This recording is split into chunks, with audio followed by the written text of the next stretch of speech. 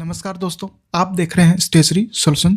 आज के important video में हम बात करेंगे एसआईसी के स्प्री 2025 कोड ऑन सोशल सिक्योरिटी 2020 और न्यू वेजेस डेफिनेशन सेक्शन 288 पे आए latest SIC headquarter circular debt 18 दिसंबर 2025 के बारे में। दोस्तों, अभी सबसे बड़ा जो सवाल है, इम्प्लीमेशन करें या वेट करें, तो इस वीडियो के एंड तक आपको क्लियर आंसर इसमें मिल जाएगा।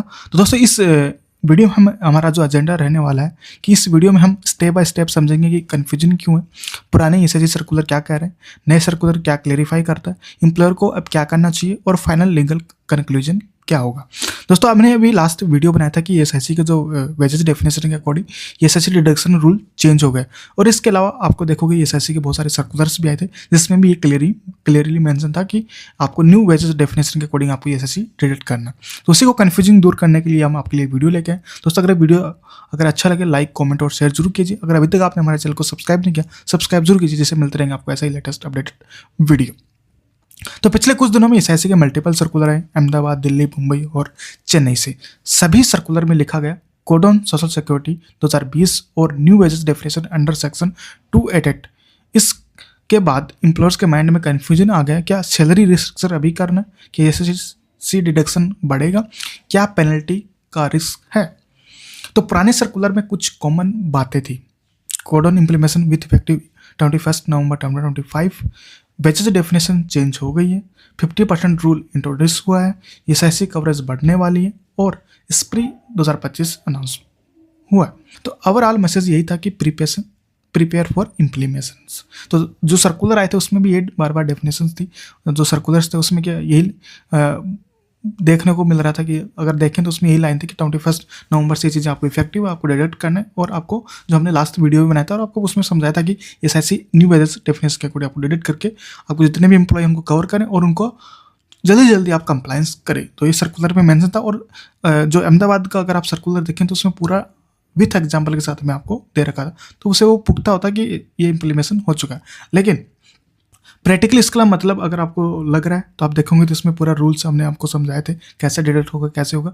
लेकिन अगर अभी देखें, लेकिन असली प्रॉब्लम ये थी कि सेंट्रल गवर्नमेंट ने अभी रूल और रेगुलेशन अभी नोटिफाई ही नहीं हुए थे। तो इसमें बहुत सारे हमने मीटिंग भी की थी, बहुत सारे डिस्कशन भी होते, फील्ड ऑफिस के अपने प्रेजेंटेशन दे रहे थे, और एम्प्लॉयर को लग रहा था कि ऑडिट ऑब्जेक्शन आ जाएगा या रेट्रो प्रोस्पेक्टिव डिमांड आ सकती है। तो इसी कन्फ्यूजन के बीच एसआईसी हेडक्वार्टर न्यू दिल्ली से एक नया सर्कुलर आया, डेट था 18 दिसंबर 2025 को। यह सर्कुलर साइन है जॉइंट डायरेक्टर रेवेन्यू के द्वारा, और यही गेम चेंजर है।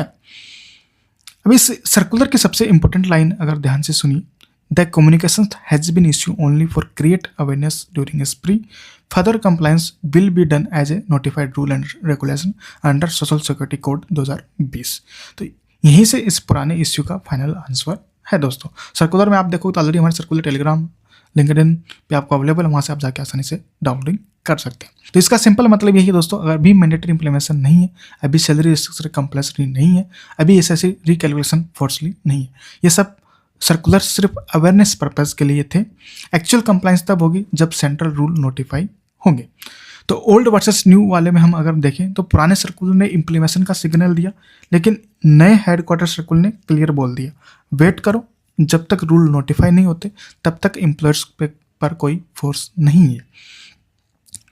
तो दोस्तों, एम्प्लॉयर्स को अभी क्या करना चाहिए? स्प्री 2025 में पेंडिंग रजिस्ट्रेशन कंप्लीट करें, इंटरनल इम्पैक्ट एनालाइज करें, ड्राफ्ट सैलरी स्ट्रक्चर रेडी रखें, मैनेजमेंट और फाइनेंस को अपडेट करें।